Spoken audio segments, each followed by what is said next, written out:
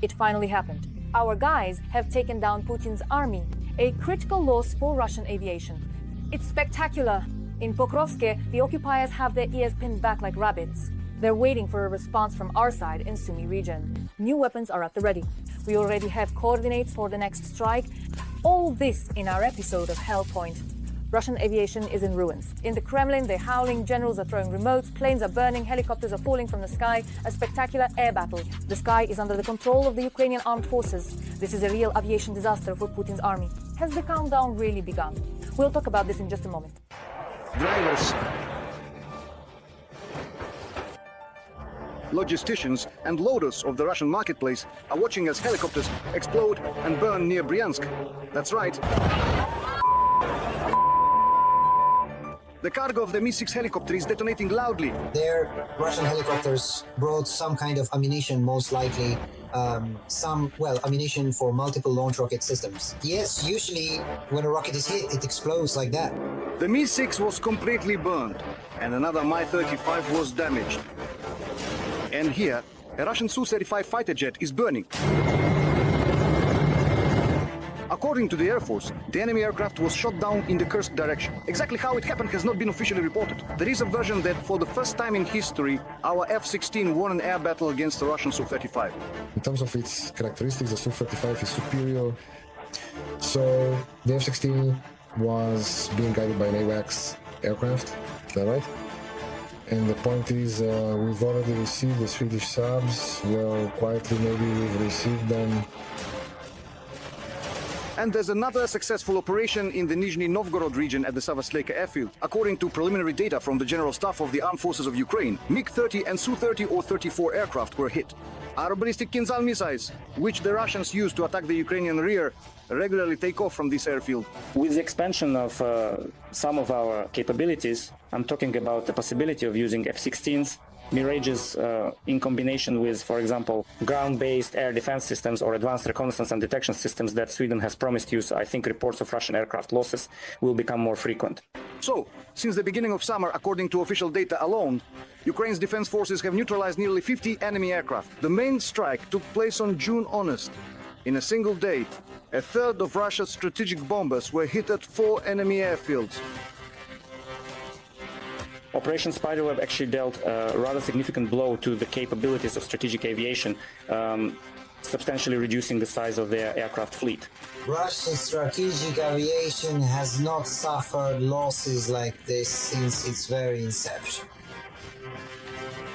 According to the Security Service of Ukraine, more than 40 aircraft have been neutralized. The damages amount to $7 billion. For the most part, these are Soviet-era strategic bombers of various TU models. Restoring such equipment is extremely difficult. Is it even possible at all, given modern Russian capabilities under sanctions? Modern Western components are hard to obtain due to sanctions. So where did the Russians put their old Soviet ones? Our experts say that Russia did not preserve the Soviet legacy. For example, look at the decline of the Kazan plant, where during Soviet times they produced those very Tu-22 M3 and Tu-160 bombers, which now can't fly because of the Pavutina. After the collapse of the Soviet Union, the Kazan aviation plant fell into decline, and the workshop for manufacturing these aircraft was completely destroyed. The working design documentation for 2 of these types was lost.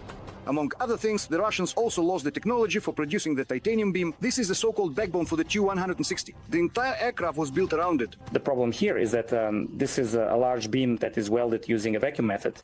And at that time, the Kazan aviation plant was taught to weld in a vacuum by the Patton Institute and Patton's engineers. At one time, Russia lost a significant amount of intellectual property, which now prevents them from restoring their production capabilities. Moreover, the successful operations of Ukrainian defense forces are also hindering the aircraft designers of the aggressor country. At military factories in Kazan, near Rostov and Ryazan, something is constantly exploding. The factories are under attack from our drones. I hope that even if we receive longer-range missiles, then they'll be under missile strikes as well.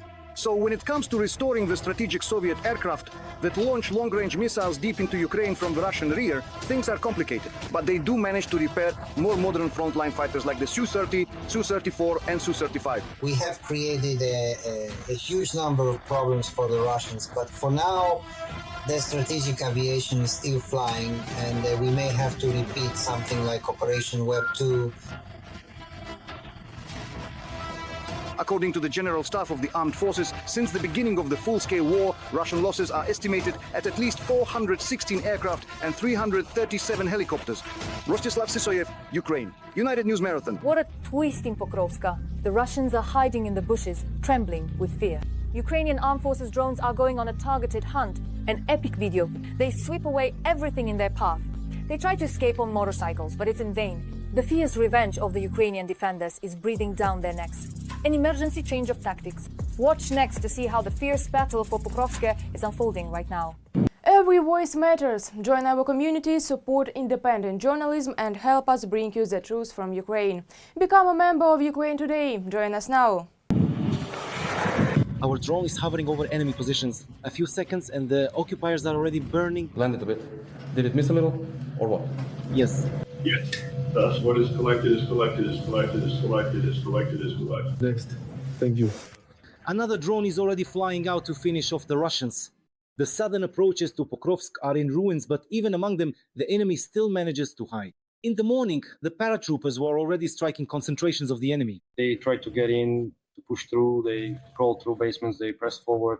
We delivered fire strikes against them. The appearance of greenery on the trees is yet another layer of camouflage for the enemy. So the pilots are combing through every meter. And here at the command post, they scrutinize every suspicious object and the rustling of branches.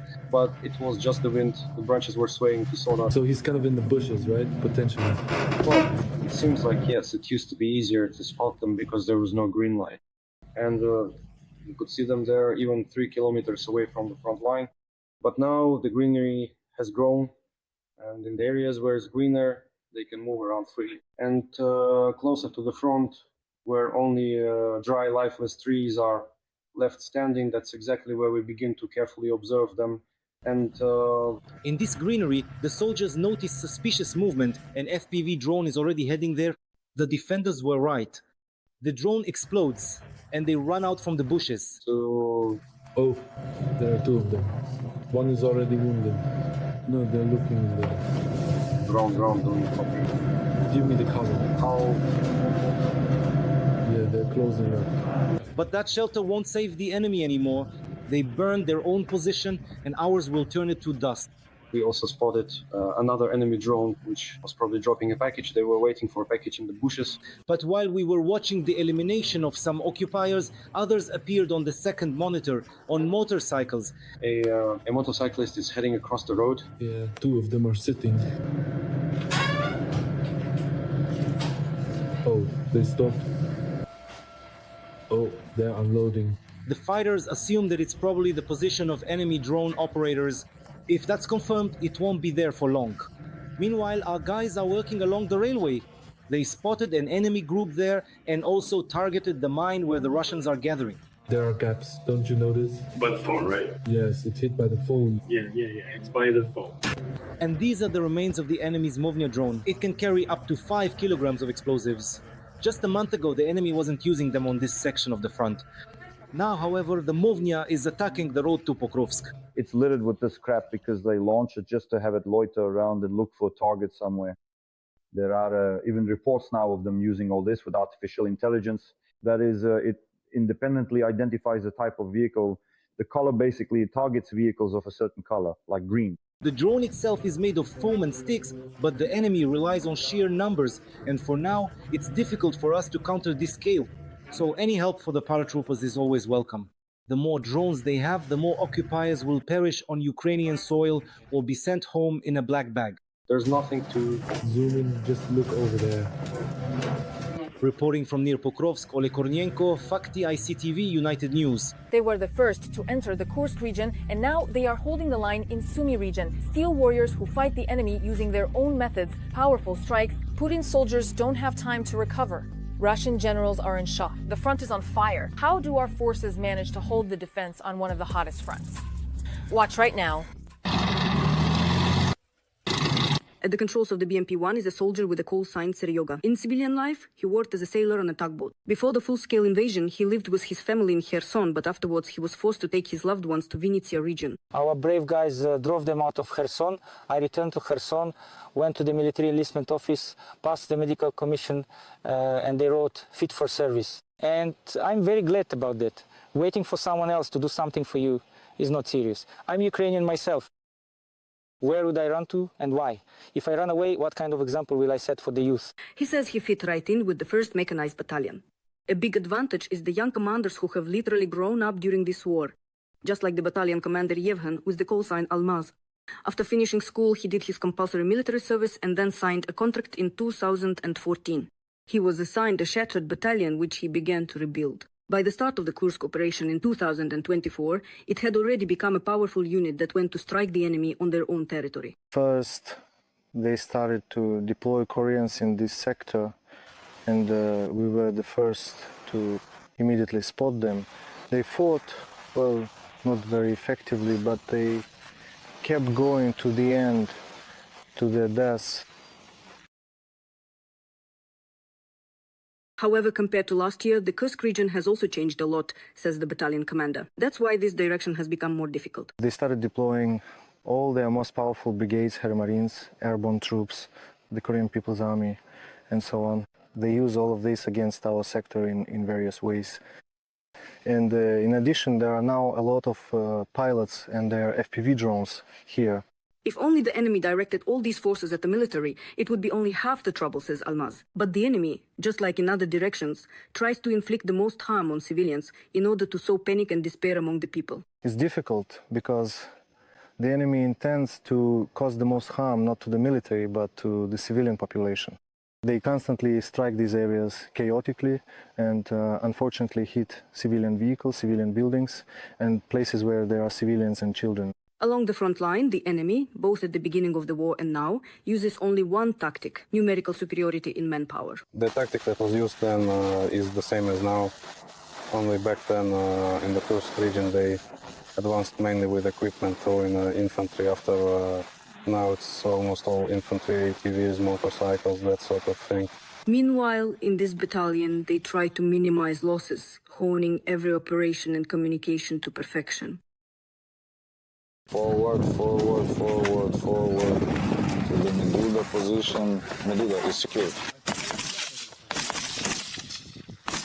Volodymyr with the call sign Karat is carrying a mock wounded soldier on his shoulder. He's from Irpin himself. After what the enemy did to his city, he says he had no other choice but to enlist, so as not to let the Russians come home a second time. In a way, it's easier when it's on their land because it does less damage to our land. There are fewer strikes on our people, on our territory. In the Sumi direction, Karat says, over the past year, the enemy has strengthened with air support, aerial reconnaissance, attack drones, and aviation. Right now, this is the greatest danger for our soldiers. Especially now, drones on fiber optics, you really need to have great skill and luck to get away from them. Even if the personnel survive, the equipment is guaranteed to be lost. However, the Ukrainian army is not standing still either, and it uses the enemy's technologies improved and more effect against them. This war requires knowledge, significant development, and flexibility. Old methods don't work. The old people, the ones who write books, they don't work. What works is constant creativity. And of course, motivation plays a significant role, because every soldier knows why he is here and for whom. We are fighting so that our families are safe. For our wives, for our children, for our parents. I want them to be able to decide for themselves what to do, where and how. Reporting from Sumi region, Olesya Borovik, Alexandra Oleksienko. We are Ukraine. Marathon, United News. Frontline Kharkiv region is ablaze. The occupiers are advancing like a black cloud. Our forces strike back without mercy. The enemy's equipment is falling apart under these powerful blows. In Donetsk region, it's chaos. Putin's army, like someone left with nothing, has no idea what to do. The Ukrainian armed forces are striking, artillery hits its targets precisely, and drones show no mercy. The occupiers can't keep up with counting their losses. I'll break down the operational situation on the battlefield in the following report. In the Kharkiv region, in one of the villages, the National Guard's aerial reconnaissance spotted a dugout with occupiers inside.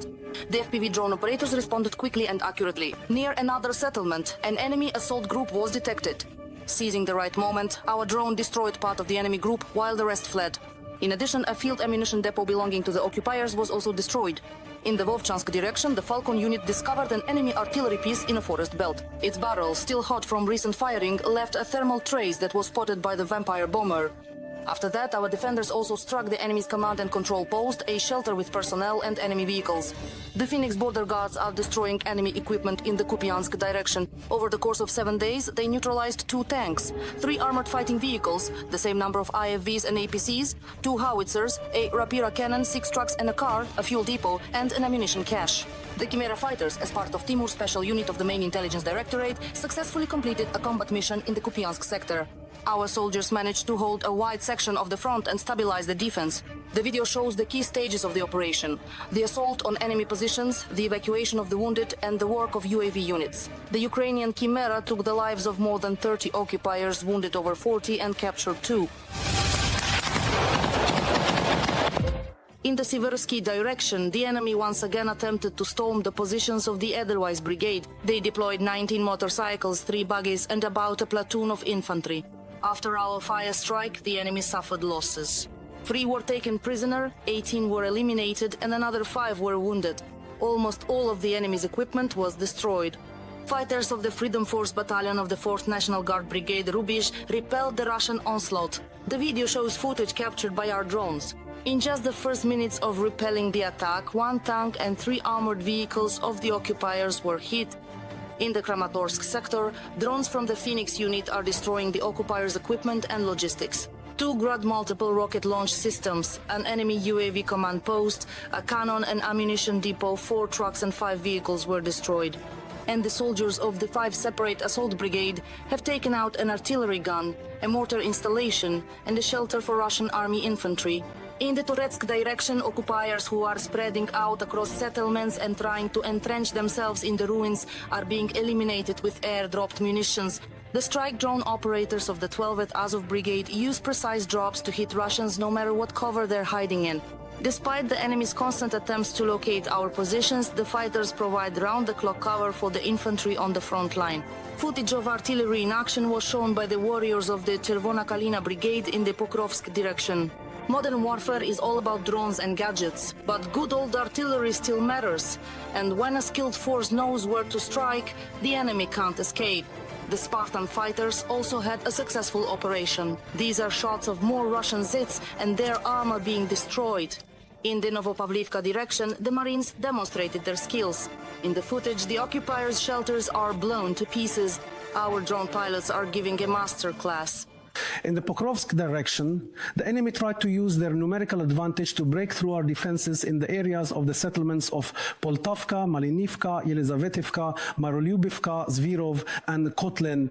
In the Novopavlivka direction, the enemy is concentrating its offensive efforts in the area of Kostiantynopol, Bohatyr, and Burlatsk. The enemy attacked the positions of our defenders near Zaporizhia and Donetsk region using motorized equipment.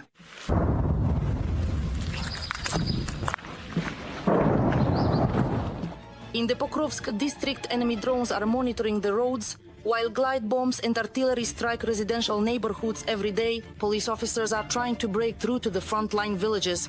This time they evacuated 2 elderly women and 2 men. Thank you.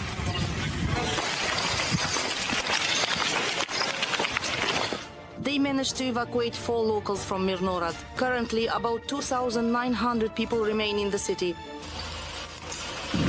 With faith in the armed forces of Ukraine, Tatiana Litvin reporting, Inter-TV channel, United News' Marathon.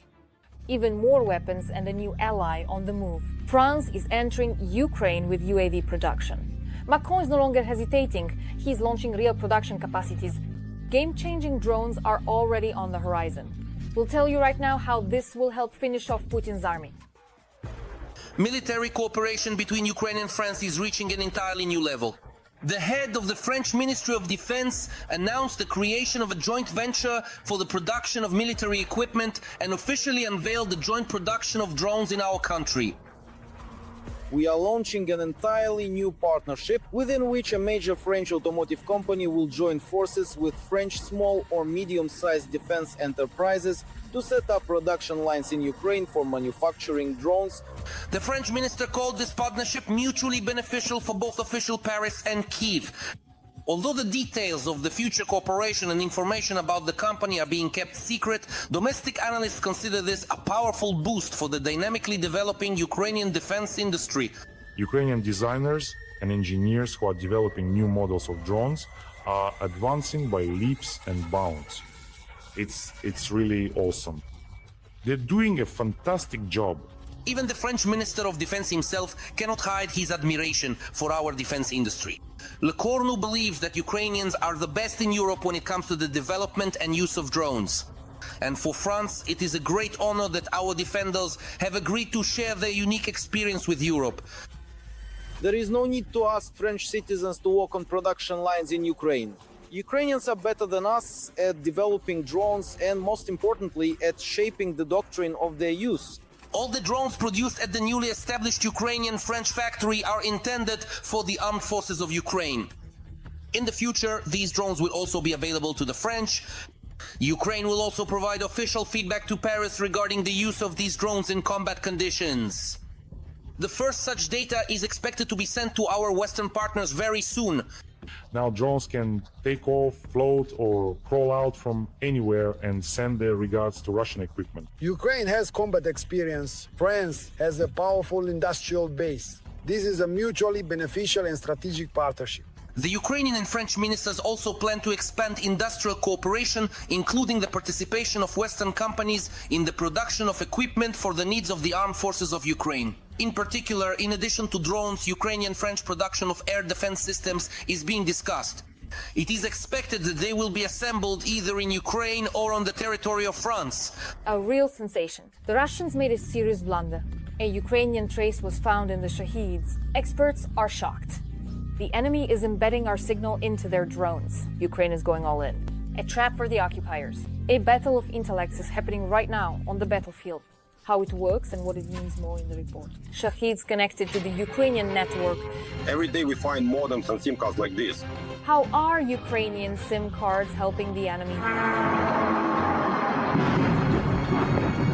Is it reconnaissance using our signal, telemetry, or remote control? In recent weeks, the media have been actively discussing the topic of Shaheds being equipped with Ukrainian SIM cards. Reports in the media have mentioned drones connecting to cell towers, that SIM cards make the mopeds more resistant to electronic warfare, allow for route adjustments, and even enable video transmission. We are finding out what role mobile SIM cards actually play, what objectives the enemy is pursuing, and how Ukrainian forces are countering them. Serhiy Flash Beskrasnov, head of the Center for Radio Technologies, says they study the remains of Shaheds every day and exclusively demonstrates the internal components of enemy devices. Indeed, we find GSM modems in the Shaheds. Here I brought one to show you what they look like. This is a very ordinary standard commercial LTE modem made in China and other countries. And inside these modems we find SIM cards. These SIM cards are either from the Russian Federation or sometimes they are roaming SIM cards or occasionally Ukrainian SIM cards from Vodafone, Kyivstar or LifeCell. According to Flash, a modem with a Ukrainian operator's SIM card was first found in a downed UAV 2 years ago. There was a Kyivstar SIM card, and the first modems with MIMO antennas, which improve connection quality, were simply taped by the Russians directly to the body of the device. This indicated a field experiment, not mass production. Why are the Russians doing this? They install so-called trackers in the Shaheds, and these trackers transmit information to Russia. Where is the Shahed flying? This could be the speed, for example, or the altitude of the Shahed. This information is very important to our enemy because the enemy studies where our air defense is operating. And if the signal from the Shahed disappears, then our enemy understands that something must have happened to the Shahed. It was either brought down by radar or destroyed. The Russian drone operator marks these points on the map and prepares to bypass Ukrainian electronic warfare and air defense systems. The enemy uses telemetry data from UAVs, coordinates, flight paths, and signs of interference to plan further strikes, as confirmed to Ekonomiczna Prawda by the Defense Intelligence of the Ministry of Defense. As of today, SIM cards can be purchased in Ukraine without a passport or any personal identification. The enemy can obtain such SIM cards and install them in their drones. There are rumors that SIM cards might also allow for flight adjustments through certain other communication channels, through other information services. However, no one has received confirmation of this recently. We have no confirmation that this signal can be stable. Experts comment that in serial production, Shaheds do not have either cameras or communication systems that would allow them to be controlled in real time. So the GSM module is simply a tracker for monitoring the status of Shaheds, including those that have crashed not far from the launch site. Therefore, the occupiers also install Russian SIM cards in mopeds. Ukraine also uses this technology. I want to tell you even more. During that famous, historic and widely discussed operation, as you may have heard, which was carried out over the weekend to neutralize a significant part of Russia's nuclear triad, Russian LTE networks were also in fact actively utilized with the help of Russian SIM cards. On May 25, Russia practiced a total network shutdown during a drone attack. In Ukraine, there are currently no plans to carry out mass blocking of subscribers. They are developing algorithms for blocking SIM cards without harming the population, since communication is critically important for civilians, the military and emergency services alike. Our special services are working very closely with mobile network operators, and we are developing special measures and specific algorithms. We are able to find all these modems in the network and disconnect them very quickly. This algorithm includes, for example, a model of where the SIM card was purchased and how quickly it moves across the territory of Ukraine. We might have some BMW enthusiast who also likes to drive very fast on the highway somewhere, and the algorithm could identify him as a hostile Shahed drone. And our task is to prevent this from happening. Another solution to complicate the tracking of enemy drones is the substitution of the digital field, the so-called spoofing. You can even deceive the system and feed it certain diversionary information, which sometimes allows the Shahed drone to turn back toward Russia or Belarus. Because of this, during attacks, Ukrainian smartphones may suddenly display a false location in another region or even another country. As for selling SIM cards with passport registration, experts' opinions differ. They say it's an important component of national security, but at the same time, it creates difficulties for citizens and is unlikely to solve the problem on a global scale. At the same time, the Verkhovna Rada will, for the second time, initiate meetings with mobile operators to address the issue of SIM cards being used in enemy drones. Irina Markiv, Podrobnosti, Inter TV channel, United News. That's all for today. This was me, Darina Hutsakalo. Even more scorching news from the front lines in our next broadcast. In the meantime, don't forget to subscribe and hit the like button. See you soon.